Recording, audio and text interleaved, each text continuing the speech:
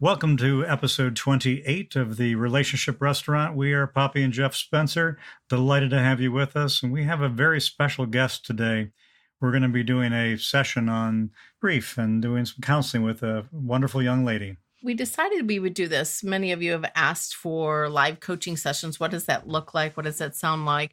And we were approached by somebody that really wanted to find out about how they could console their loved one or their significant other, or even themselves, to how to figure that out. And so we decided here on the Relationship Restaurant, where we serve up heart-healthy communication, that we would delve into this topic, this really tough topic, because of course everybody experiences grief differently. But we all experience it. This is something that we're regularly throughout our lives going to be presented, and it does have a very big impact on relationships. Yes, it does. Okay, so welcome. Our guest is Allison, our caller. Welcome, Allison. Hi, guys. Thanks so much for talking to me today. We love having you on, and we hope that we can help you. And in the meantime, also help others who also want to learn how to manage and deal as best they can with grief and loss. Absolutely. Tell us what's going on in your life.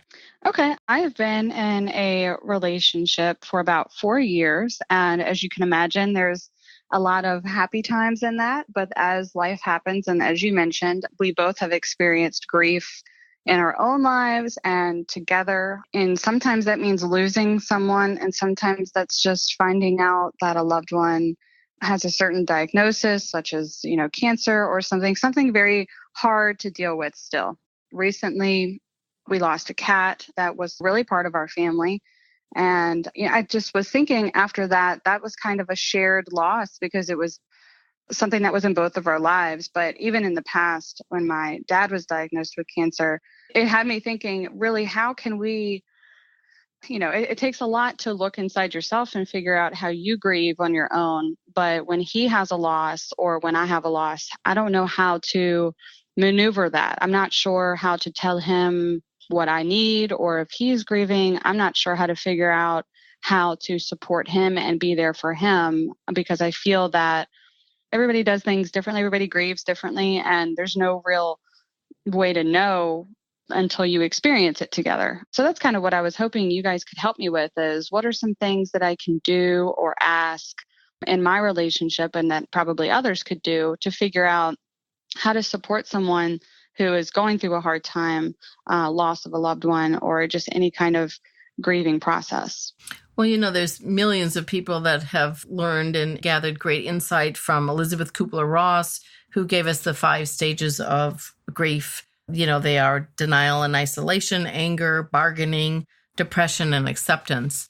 She says that everyone goes through them in no particular order, and they may circle back and make a loop and re-experiences those same things as time evolves with loss. And you pose a really provocative question, is like not only to deal with the loss yourself, but also to be there for a companion. So often we don't know how to be there for other people. And Geoff can certainly attest to that firsthand. Mm-hmm. In regards to, speaking of 9/11, we've all had multiple things in our lives of grief. I was impacted many years ago, of course, now when 9/11 happened in 2001. Now we're talking 17 some years since the event happened. But it was one of the most impactful moments, watching the Twin Towers fall as we all did, and knowing my brother was on board, and having to deal with grief that was just plopped in our lap on a huge national, international scale, where the event was.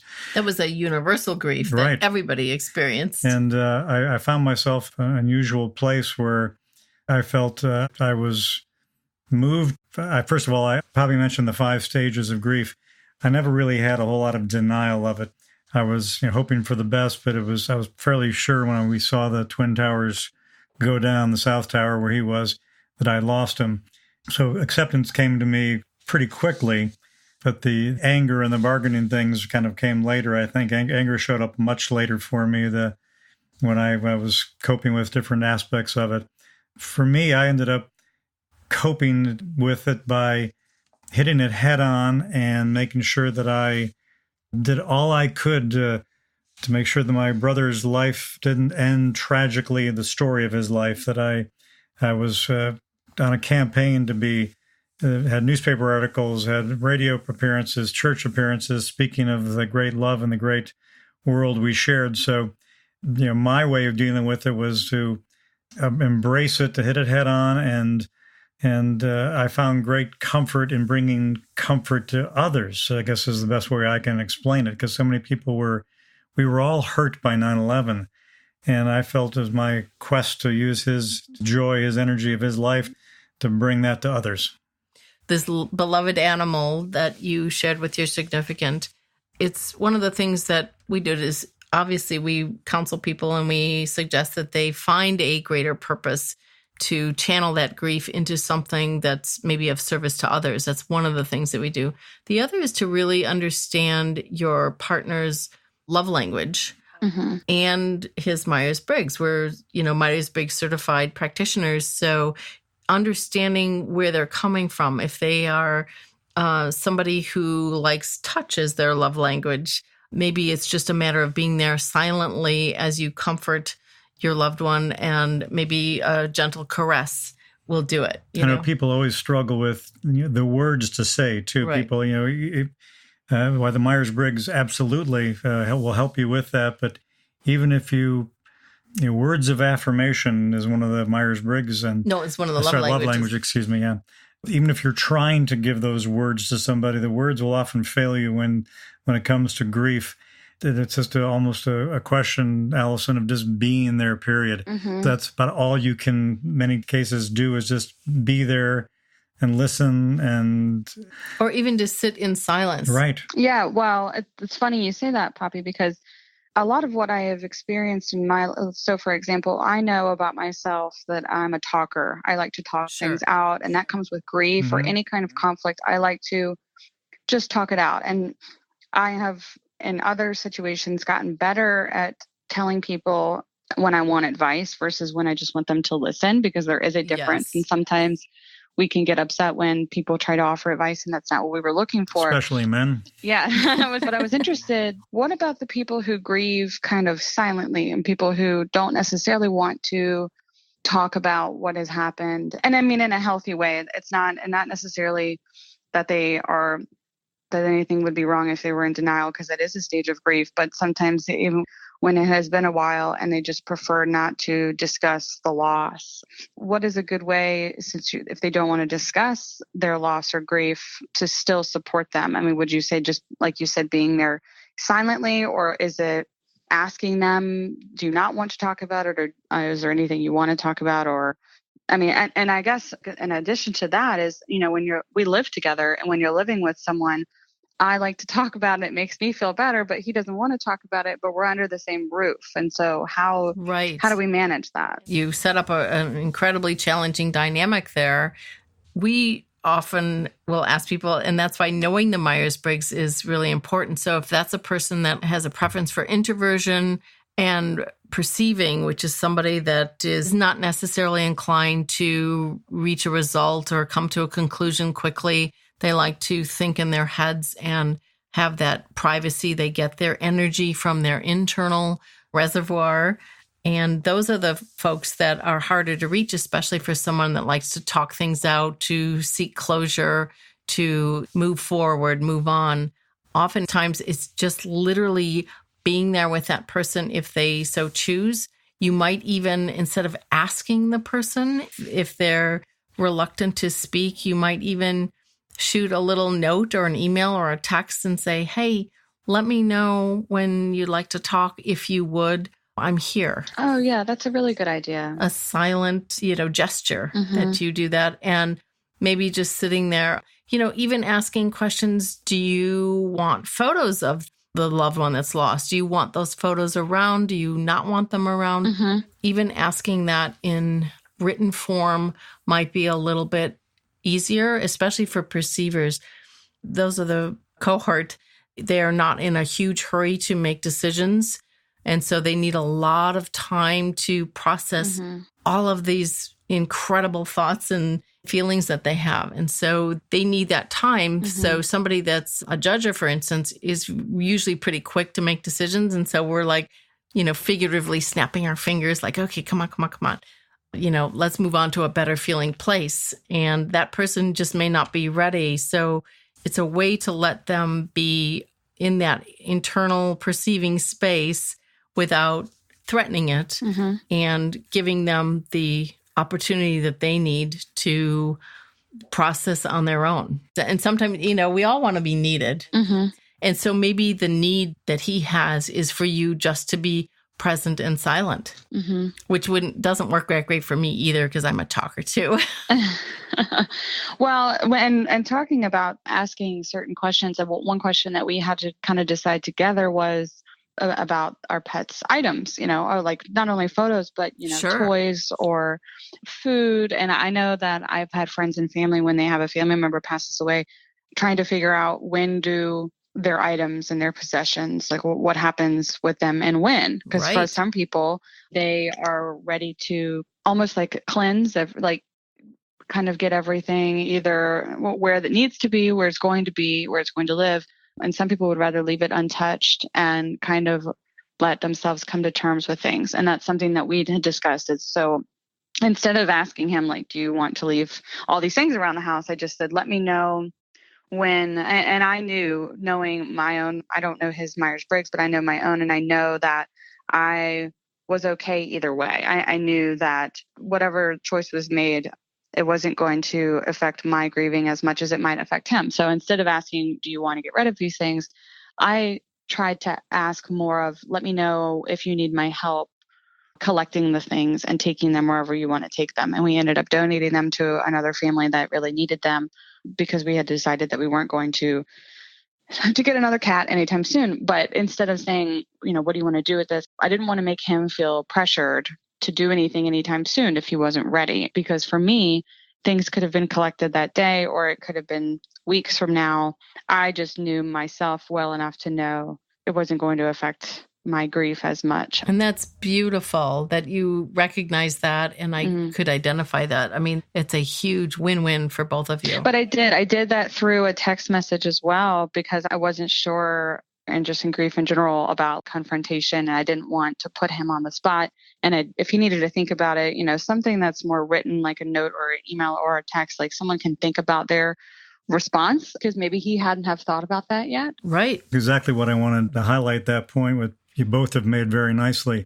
The written message, especially with someone who hasn't really processed, hasn't come to terms with this whole thing, the question in their face can pull out that anger of their grief that they just haven't dealt with. And you can become a repository for that anger, which is, it doesn't serve anyone. Here you are trying to help and someone's lashing out at you because they're just angry.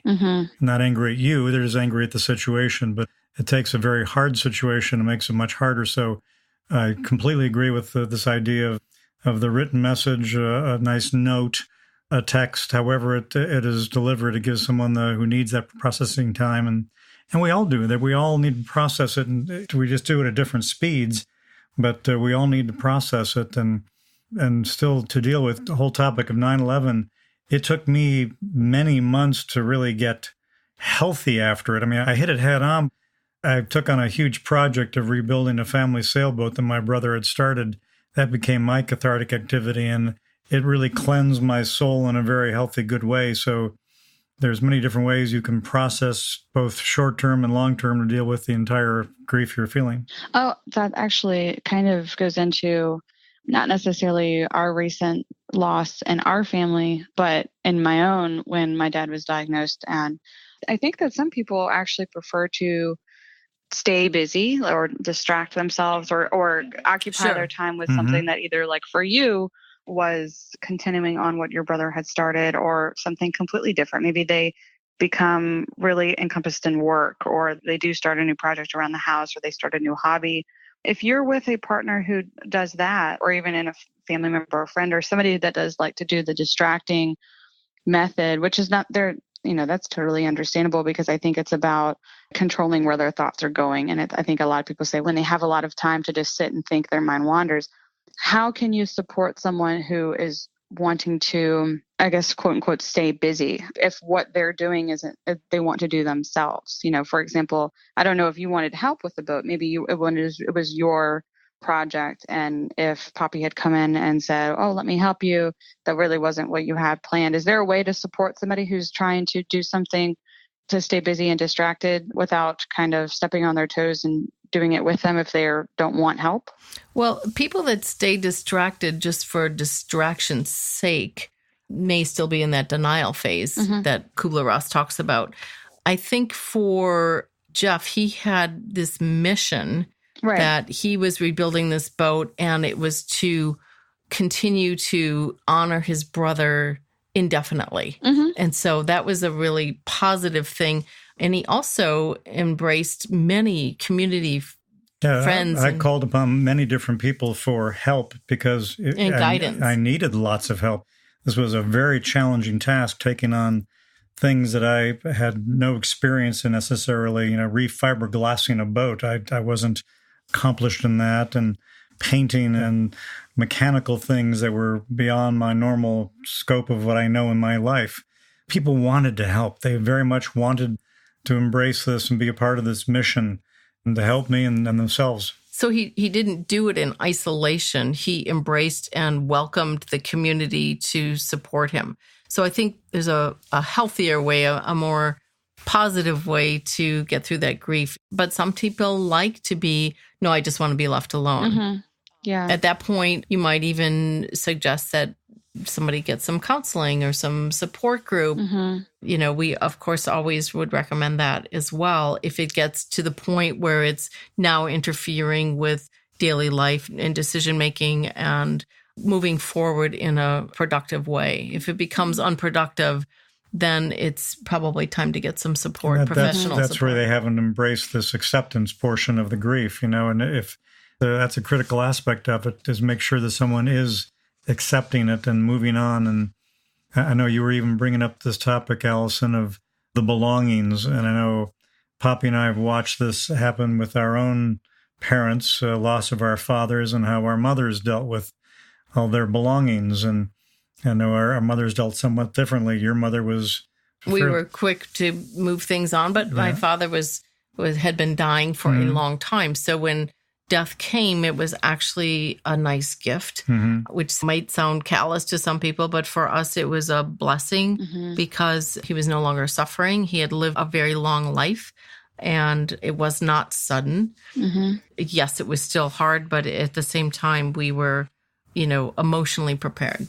I remember my mother really kind of struggled with getting rid of things. That was a hard thing for her to let go of Dad's belongings. I remember I was at one point trying to help her go through stuff, and she just didn't want to. She kept putting it off and putting it off because it made it too real. When you start getting rid of all these things, that's the absolute acceptance that person's gone, and she didn't want to embrace that quickly. So I think it's like, Allison, really being in tune to your partner and knowing where that fine line is like, ooh, have I stepped too far? Am I now pressuring my loved one, or do I need to step back? Or even offering, can we work on this together? Can we just go through this stuff? Maybe not get rid of it, but maybe we can start sorting it, and we'll just leave it in these bins or boxes or whatever. If we're going to donate it or give it to somebody, maybe we'll just start the sorting process. So if that person needs something slowly, you can take baby steps.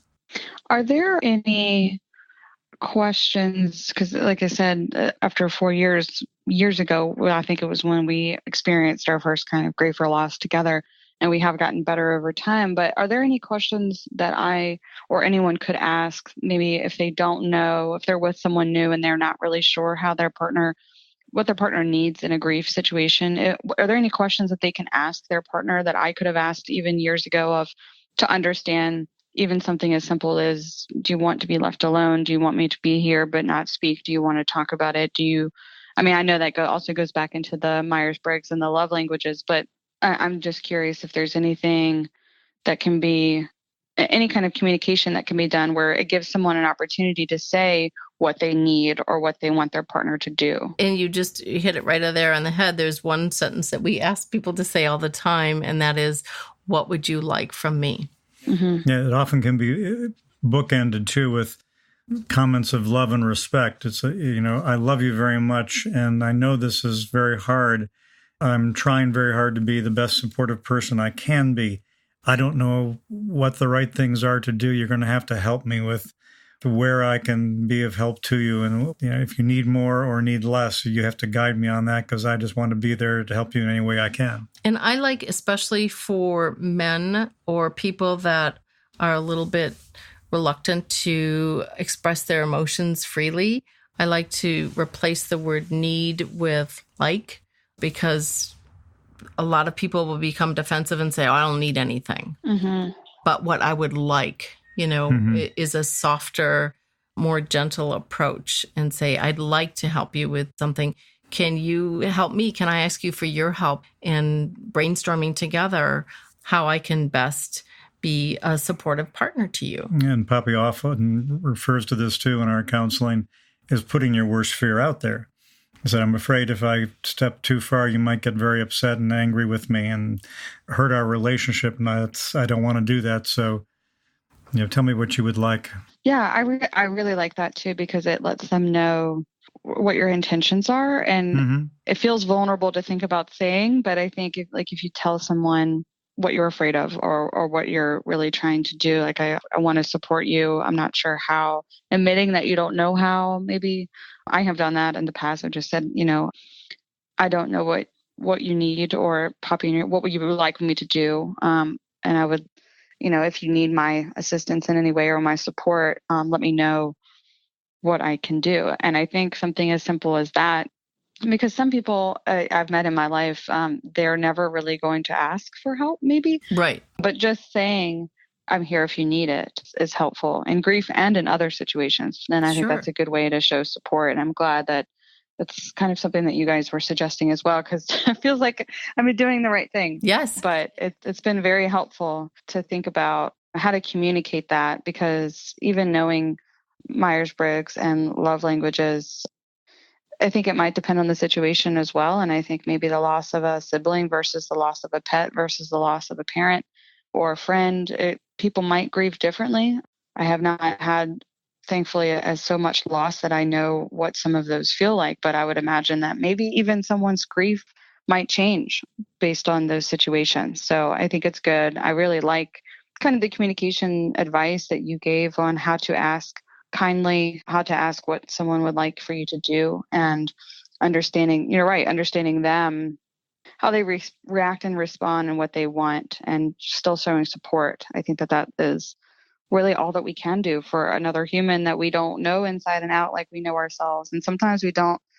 It took me a while to understand what I needed. Sure. And I think when you understand what you need, you do become better at expressing it to someone else. But others might not be so reflective on that. And I think that sometimes men are it's even harder for them, because, some men have issues expressing emotion in general, and then trying to figure out, how they respond to a loss or grief, and what they really do need from someone else. They might not know until you have a discussion about it or experience it together. You just touched on something I wanted to come back to, and it was brilliant. And it's a real jewel that I think everybody should know.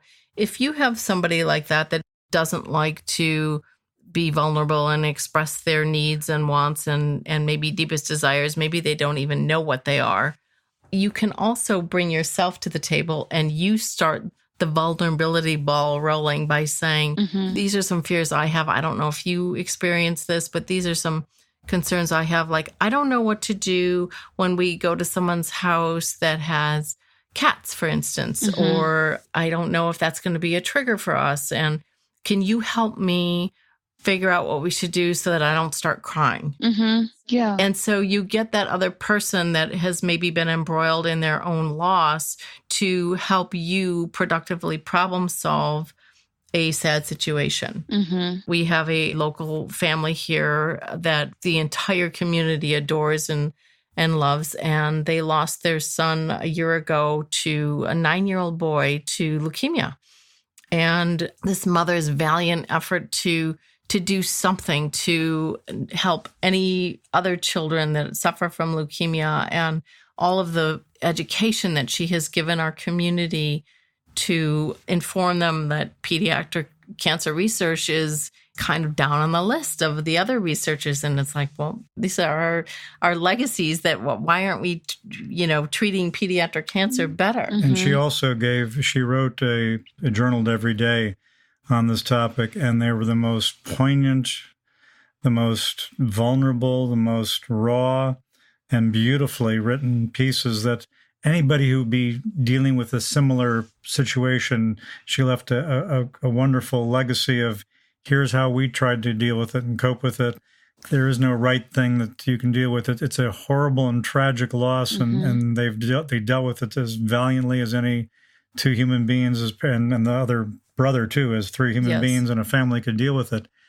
It's been wonderful to be a part of her journey to understand what they dealt with. And she won't mind us saying, because she was on our radio show, The Relationship Restaurant, a while ago, and we'll have her back on. But if anybody can express and talk about grief, it's Laura Gilkey and her family. And she channeled all of that into her son's name, Benjamin Gilkey, the Benjamin Gilkey Foundation.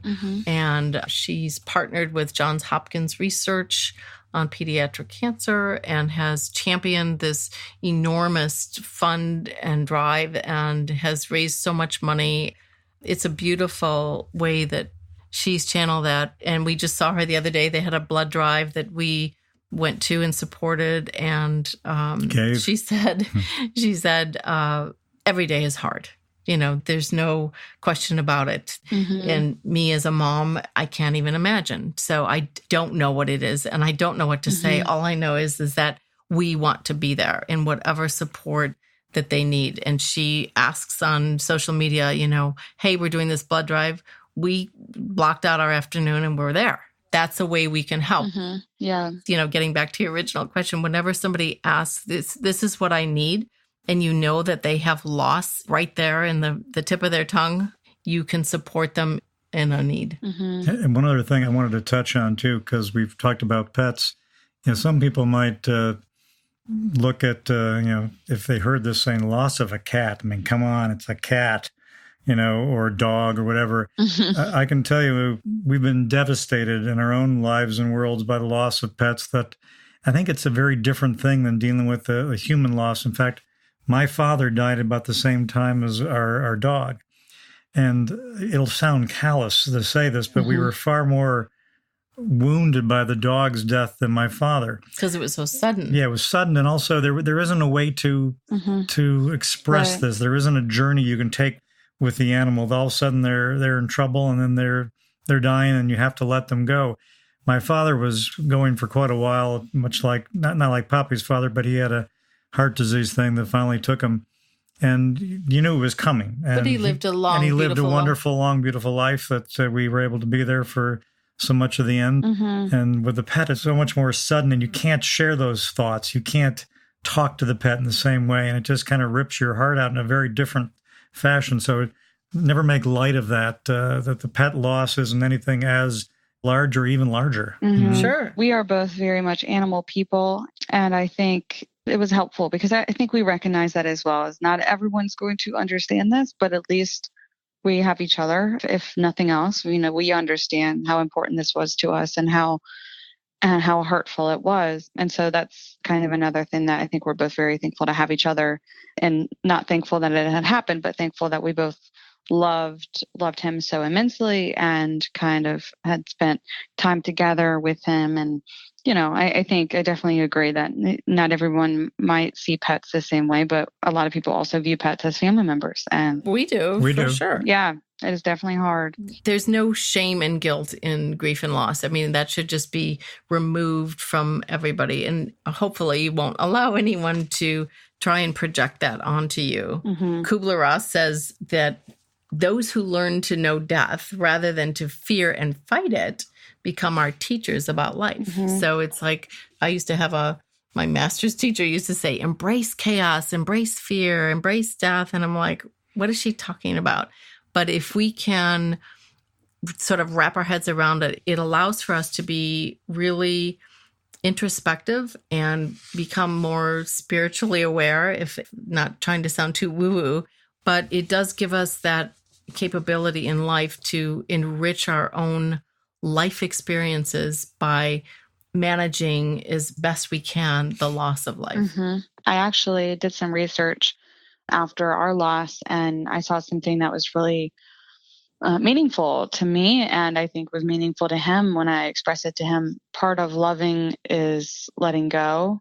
And I think when I read that, I kind of could see how it is kind of part of the process, and there is something very sentimental and I think strong about it. And it kind of just reminded us that, it just like people, when you love so hard and it's very difficult to let go, but it's something that we all have to do, unfortunately. And that's why, that's kind of what I was thinking.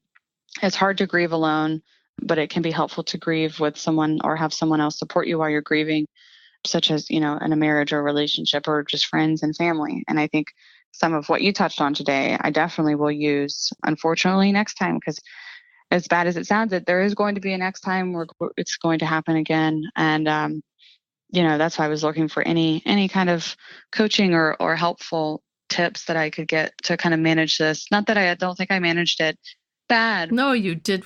I think you do have to kind of learn how to read your partner. Yes. In times like this, and see how you can help and what to say. And to know yourself too. One of the things that you could decide with your partner together, and we do it 18 years, 17 years later, is brainstorm the ways that you can honor the loved one that's lost, whether it's an animal or a person. And we do this every Friday. We wear pink shirts. Yeah, my brother used to wear pink shirts when he was a banker in London. Casual Fridays, just to kind of rattle the Brits. That was way beyond their normal casual. He brought it back to the States, and when we lost him, we all choose that as a way to remember him every Friday with a pink shirt. Oh, it's very beautiful. That's such a great idea. And that's something you can do. Was there a favorite place in the home that the cat loved or something? Is there, some people light a candle. And many people will plant a tree. And I think that was something that we were considering. So yeah, I think there's many ways to do it. And I think that's a great idea to remember. Sure. And no matter absolutely who it was or when it was, I think there's a good way to always remember how important they were in your life. So yes, of course. My dad at the very end of life would go to this fun little local place. It was like an outdoor diner thing, but they had the best milkshakes in the state of Florida.